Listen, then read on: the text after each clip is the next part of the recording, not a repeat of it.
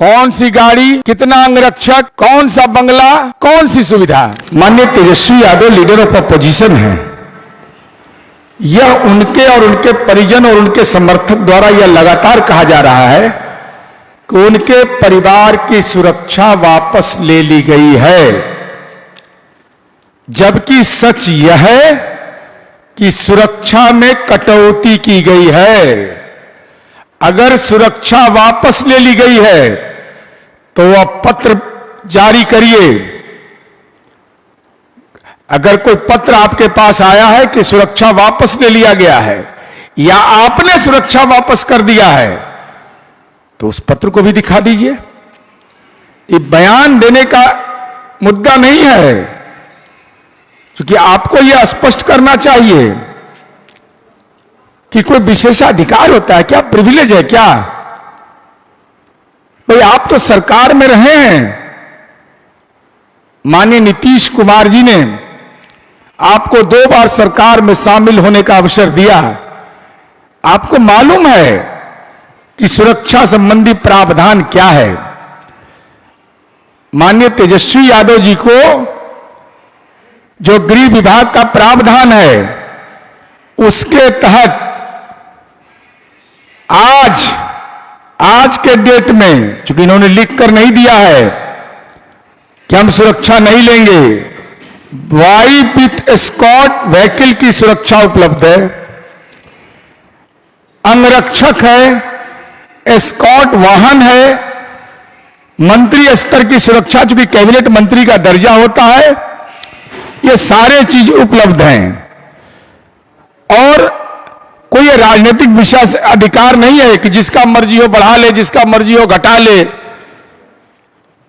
हम आपसे यही केवल जानना चाहते हैं कि मान्यवर, आपको इस बात की चिंता है, होना भी चाहिए कि हमारे मां पिता भी राज्य के पूर्व मुख्यमंत्री रहे हैं।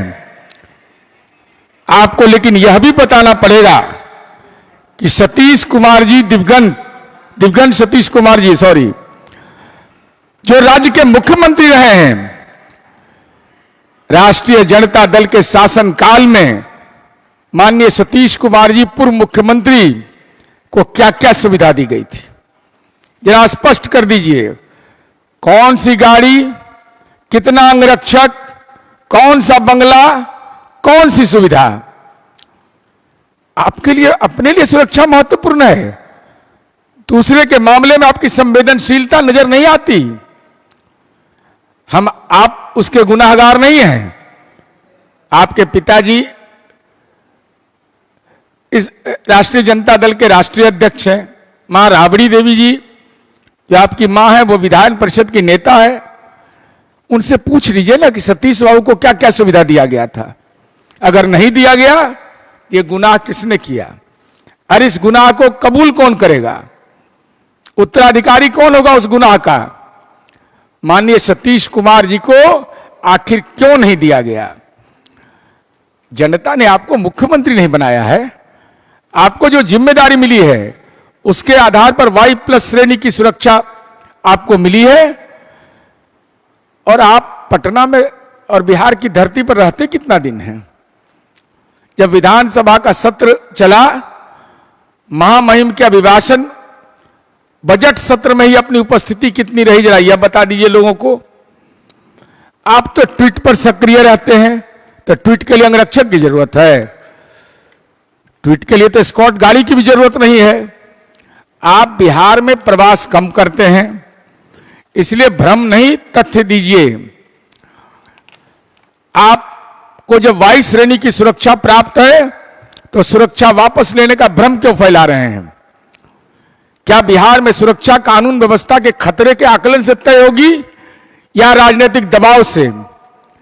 आप यह बताइए कि राष्ट्रीय जनता दल के शासनकाल में विधायकों को कितना अंगरक्षक मिला हुआ था, कितना सिक्योरिटी गार्ड उनके पास रहता था। इसलिए सुरक्षा के बजाय आप कहते हैं कि हम मुद्दों को भड़का रहे। नहीं, आपने इस मुद्दा को उठाया, मकान और इसका मैं सुरक्षा का। 3 बार आपको पत्र भेजा गया मकान के संबंध में आपके परिजन को। तो उस समय तो नहीं बोले आप। जब अंतिम नोटिस गया चौथा, जो मेरी जानकारी है, तब आपने इस पर आपकी पार्टी आरोप प्रत्यारोप शुरू कर दी। और क्या कहा, हम मकान खाली नहीं करेंगे। क्यों नहीं खाली करिएगा भाई? क्या बिल्डिंग बायलॉज का आप पालन नहीं करिएगा? कि किसको ये अधिकार प्राप्त है?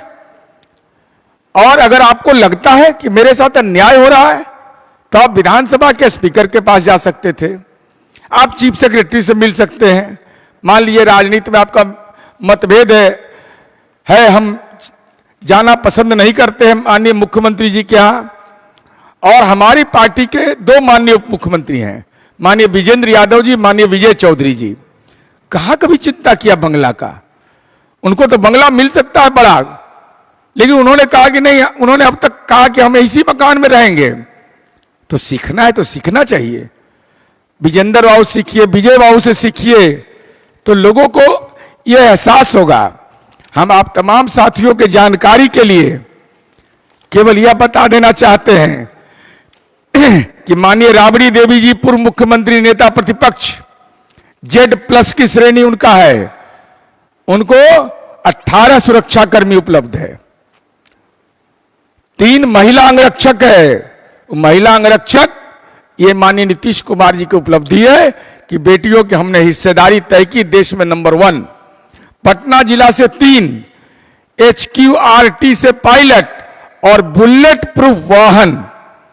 हम समझते हैं, हम तो जहां हमको जानकारी उतना नहीं है, लेकिन हमको लगता है कि आपके शासनकाल में तो कम से कम बुलेट प्रूफ कार का प्रावधान नहीं होगा। माननीय लालू प्रसाद जी Z+ सुरक्षा कर्मी, 14 सुरक्षा कर्मी, 2 अंगरक्षक, पटना जिला बल से स्कॉट, HQRT पायलट और बुलेट प्रूफ वाहन। माननीय तेजस्वी जी का मैंने आपको बताया, 16 सुरक्षा कर्मी Y+ में, BSAP